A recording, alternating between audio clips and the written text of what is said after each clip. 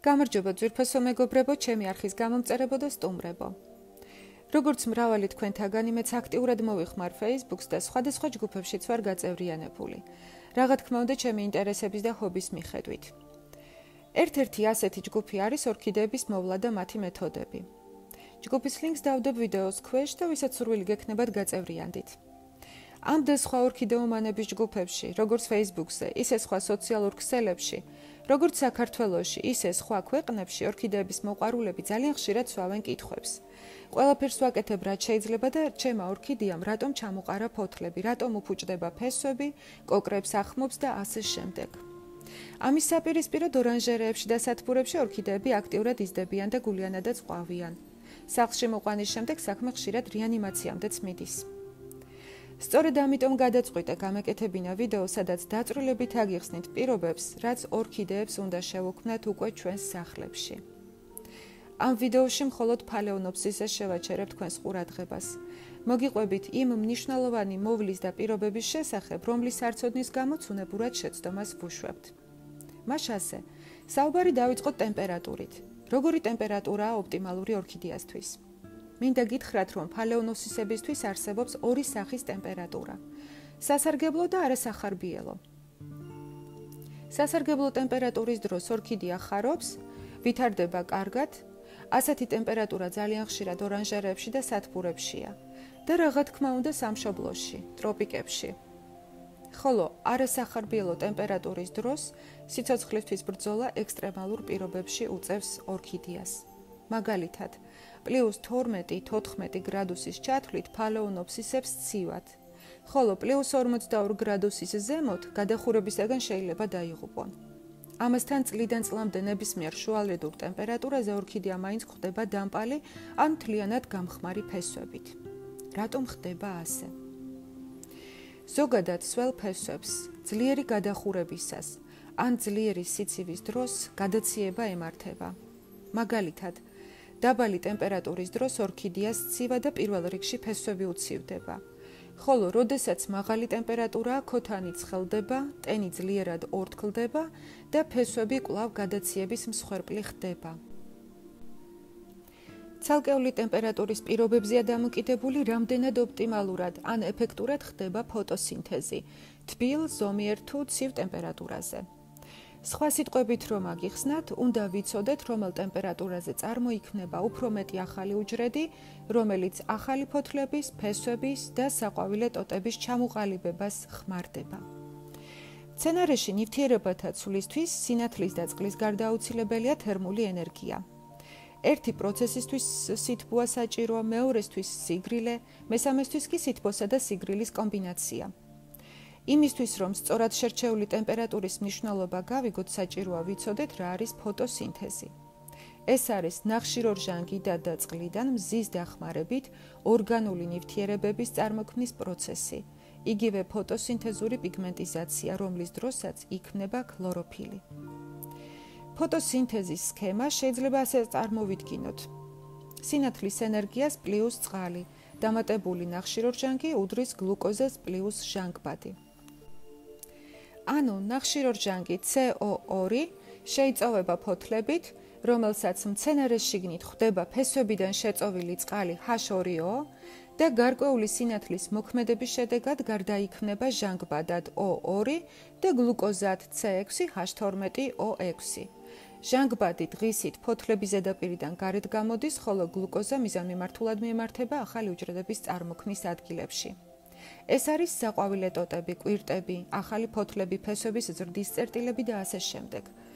მოკლედ, გლუკოზა ცირკულირებისთვის მიემართება ყველგან, სადაც კი ის საჭიროა. აქვე მინდა აღვნიშნო, რომ ფალეონოფსისს აქვს უნიკალური თვისება. ეს არის გარე პირობებზე მიჩვევა, სადაც იგულისხმება ტემპერატურა, ჰაერისტენიანობა და ასე შემდეგ. ფალეონოფსისი ფოტოსინთეზს ორგანიზებას უკეთებს როგორც ცესამის, ისე კამ მიმართულების ფოტოსინთეზით. ეს ძალიან მნიშვნელოვანია ვიცოდეთ. ორქიდეაში ფოტოსინთეზი ხდება ყველა მისი ნაწილით: ფესვებით, ფოთლებით, საყვავილე ღეროთი და ზოგიერთ შემთხვევაში ყვავილებითაც. მცენარეზე ერთდროულად ხდება ფოთლებით და ფესვებით სხვადასხვა სახის ფოტოსინთეზის გამომუშავება. თქვენი ყურადღება მინდა შევაჩერო ყველაზე მნიშვნელოვან ფოტოსინთეზზე, რომელიც ფოთლების დახმარებით გამომუშავდება. ფოთლების ქვედა მხარეს, რომელიც იატაკს უყურებს, შეგიმჩნევია ჩუაზე გამყოფი ხაზი, რომელზეც განთავსებულია ეგრეთ წოდებული ბაგეები. ამ ბაგეების საშუალებით ორქიდეა შეიწოვს ნახშირორჟანგს. შემდეგ ეს ნახშირორჟანგი ფესვებიდან შეწოვილ წყალს ხვდება ორქიდეას შიგნით და ქიმიური პროცესი ხდება, რომლის შედეგადაც წარმოიქმნება ჟანგბადი და გლუკოზა.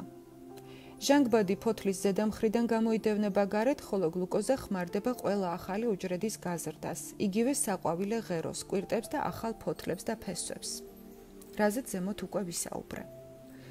რაც უფრო მეტი ტენია ჰაერში, მით უფრო კარგად იხსნება ბაგეები და აქტიურად შეიწოვს ნახშირორჟანგს. ყველამ ვიცით, რომ ფალეონოფსისი ტროპიკული მცენარეა, რომელიც მშობლიურ კლიმატში ხეებზე ცხოვრობს. ხეები თავის მხრივ საიმედოდ იცავენ მზის პირდაპირ სხივებისაგან. ხეებზე, სადაც ფალეონოფსისი არის მიმაგრებული, მხოლოდ გაფანტული მზის სხივები აღწევს და როგორიც ხელი ამინდიც არ უნდა იყოს, ტყეში ყოველთვის იქნება სიგრილე. თუ ტყის ნაპირას არის +29 გრადუსი, ტყეში 24 გრადუსი სითბო იქნება. ამასთან დაუმატეთ 80%-იანი ტენი და თქვენი მცენარისთვის ბუნებრივ კლიმატს მიიღებთ. მას არ სჭირდება თავი დაიცვას მწველი მზის სხივებისაგან, სიცხისგან, ან მშრალი ჰაერისგან.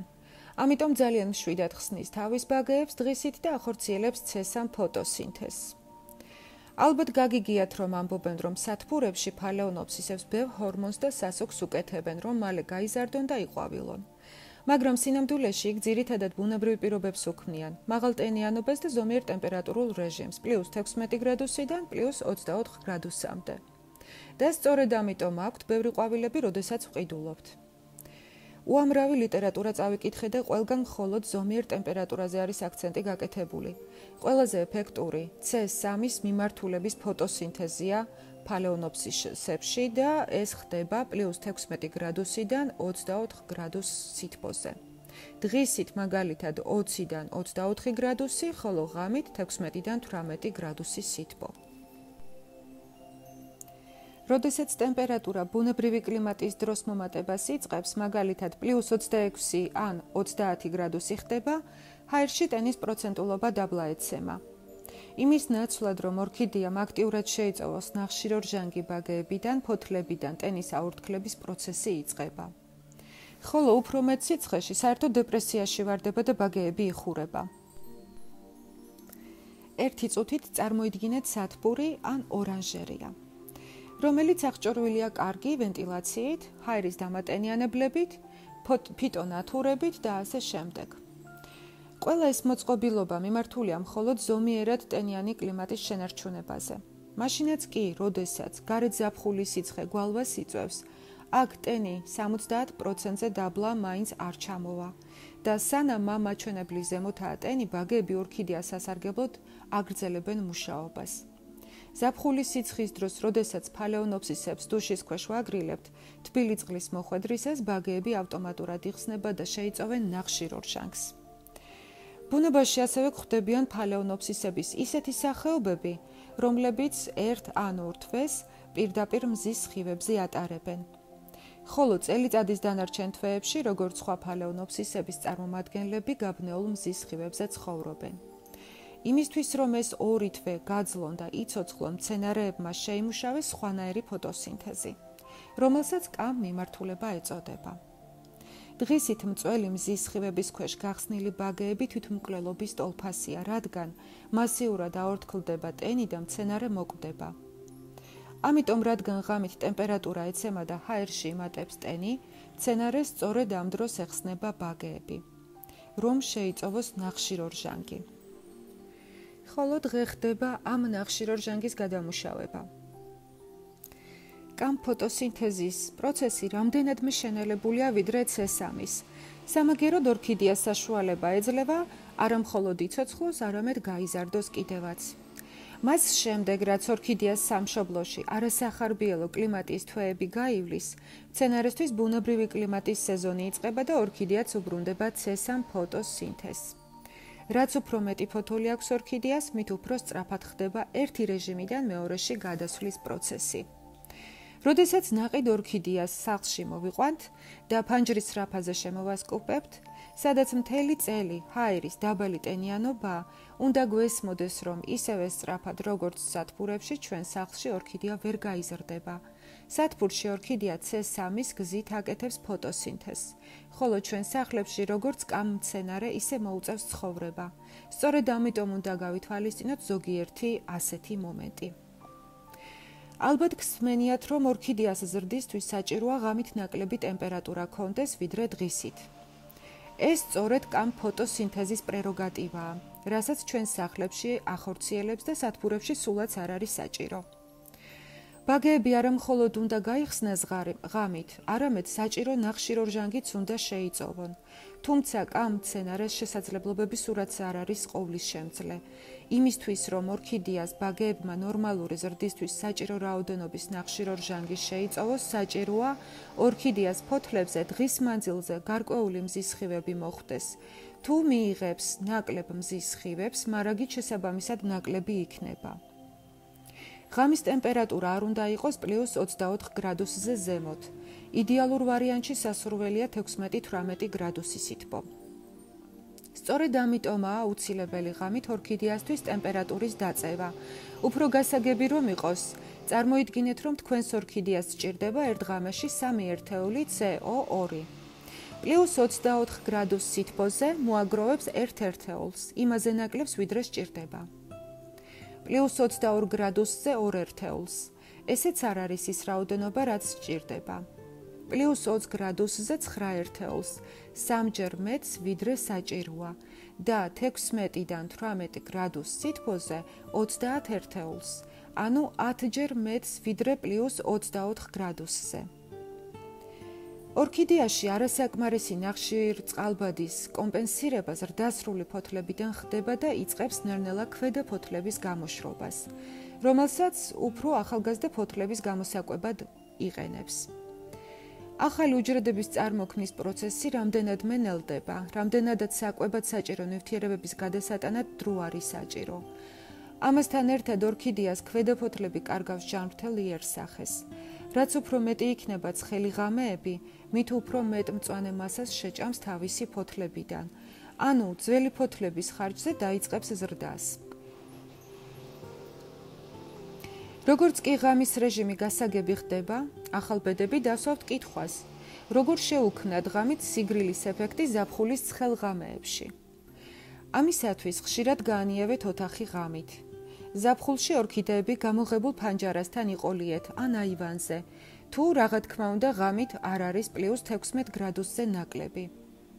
ხოლო ზამთრის სეზონზე, როდესაც გათბობაა ჩართული, გამათბობლებს გადააფარეთ სველი ტილო, ამით ტემპერატურასაც დაწევთ ოთახში ორქიდეებთან და თან ჰაერსაც დაატენიანებთ. ზაფხულის ცხელ დღეებში არის მომენტები, როდესაც დღის და ღამის ტემპერატურას დიდი სხვაობა აქვს. მაგალითად, მზის სხივების ქვეშ ჰაერი თბება 33-37 გრადუსზე, ხოლო ღამით ძალიან გრილა. ამ დროს სახლში შეიძლება იყოს +24 გრადუსი. დღის ტემპერატურასთან შედარებით 10 ერთეულით გამოდის სხვაობა. ამ დროს შეიძლება ორქიდეას საყვავილე ტოტებს და ფოთლებზე წყლის წვეთები წარმოიშვას, რაც არ არის კარგი. პირველ რიგში, როდესაც ორქიდეების სამყაროში შევადგავთ ფეხს, უნდა გვახსოვდეს, რომ მთავარი და ყველაზე მნიშვნელოვანი არის მზის სინათლე, რომელიც არა მხოლოდ ორქიდეასთვის, არამედ ნებისმიერი მცენარესთვის ქმნის იმ ძირითად პირობას, რომ გამოიღოს ახალი ფოთლები, ყვავილები, ფესვები.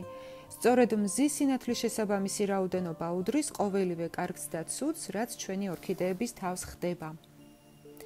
ყვავილების ჩამოცვენის, ფოთლების გაყვითლების ან ფესვების დალპობის დროს აუცილებლად გეტყვიან, რომ ბევრი წყალი მოგივიდათ ან ეჭვს შეიტანენ პარაზიტ სოკოზე და ასე უამრავი მიზეზის ჩამოთვლა შეიძლება უსასრულოდ.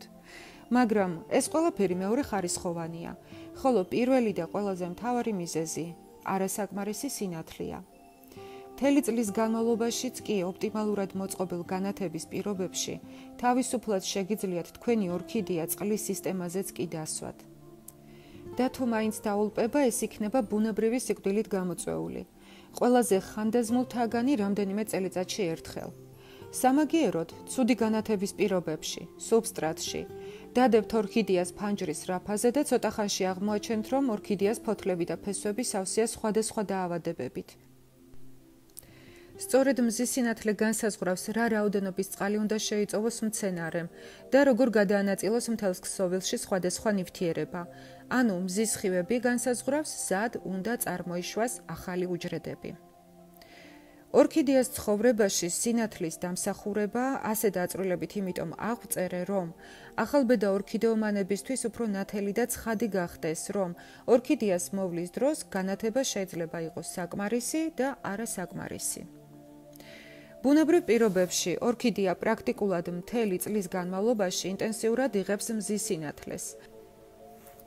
ზამთარი ზაფხულთან მხოლოდ ნალექების რაოდენობით განსხვავდება, მაგრამ არა განათების მხრივ. ანუ მთელი 12 თვის განმავლობაში ფალეონოფსისი ღებულობს ერთნაირ განათებას, რის ხარჯზეც ხდება კარგი ნივთიერებათა ცვლა და შეუსვენებლად გამოაქვს ახალი ფოთლები, ფესვები და ყვავილები. ეს ჩადებულია თვითონ ბუნებისგან. ახლა განვიხილოთ ჩვენი კლიმატი. ზამთარში მზე ნაკლებად ანათებს, ვერათბობს, დღე მოკლეა, რის გამოც ჩვენი ხეები და ზოგადად ბუნება მოსვენების პერიოდში გადადის.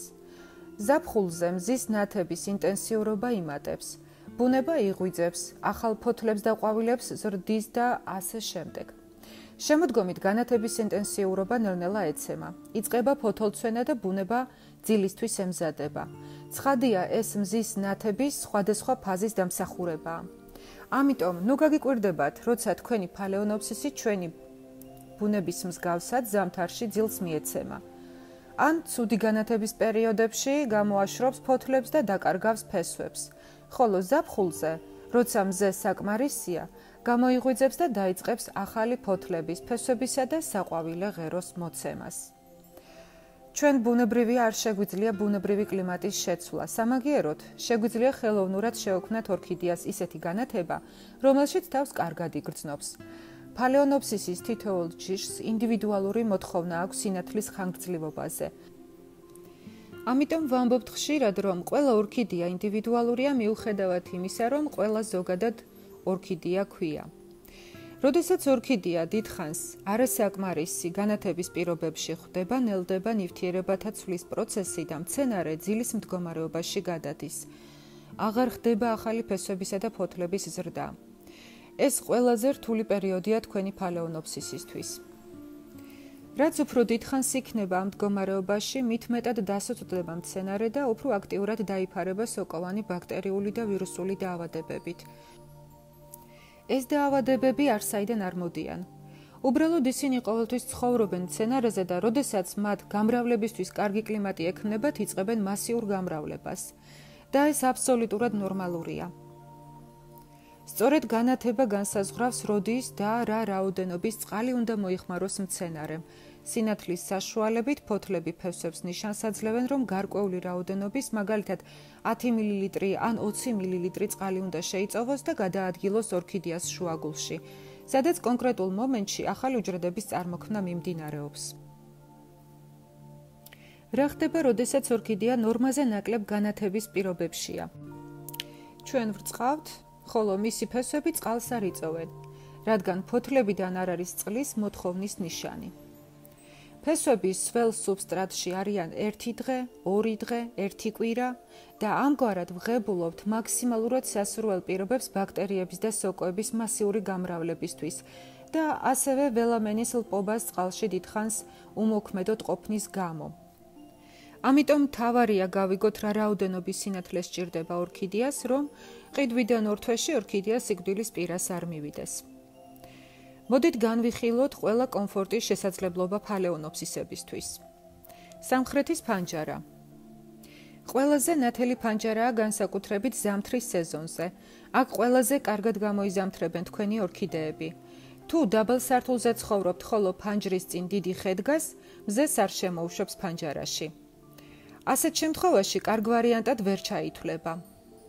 თუ სინათლის საზომი ერთეულით ვიტყვი ციფრებში, ფალეონოფსის სჭირდება 8000-დან 25000-მდე ლუქსი, ხოლო სამხრეთის ფანჯარაზე ზამთარში, როდესაც მზიანი ამინდია, არის 7000-დან 12000-მდე ლუქსი, ხოლო მოღრუბლულ ამინდში 2000-დან 3500 ლუქსი. აი გაზაფხულზე და ზაფხულში ეს ფანჯარა ძალიან ცხელია.